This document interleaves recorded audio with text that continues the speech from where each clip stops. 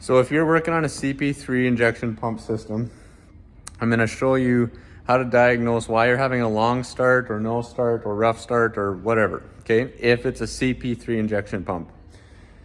So the first thing you want to do is check fuel pressure to the injection pump. I kind of think you probably want around 15 PSI minimum to the actual injection pump. So that's after filter, after all that, okay? So check that first. Make sure you're getting pressure right to the injection pump, okay? Change your fuel filter. You might as well, because if it's not getting enough fuel pressure, it won't start. Now, here's the next thing you want to check. If it's a long crank, no start, what you want to do is unplug the suction valve on the CP3. It's the only electrical connector going to the CP3.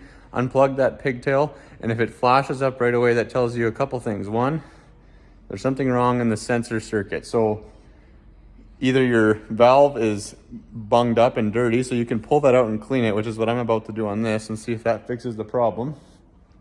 Or your cam position sensor or your crank position sensor is done and you need to replace it. Those are usually the things that go wrong and cause problems, because that tells your CP3 when to push fuel. So if you're cranking, if one of those sensors is bad, the ECM will eventually tell it to start, but it'll take probably 6, 7, 8 seconds. So check your fuel pressure at the CP3, okay?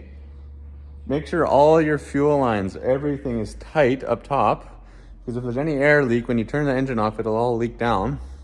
And unplug that suction valve on the CP3 pump, and if it flashes up right away, that tells you that you have problems downstream, probably your cam position sensor or your crank position sensor. But before you get into that, pull out the suction valve and clean it up, and that will probably help. Hopefully that helps you guys. Have a great day. Bye.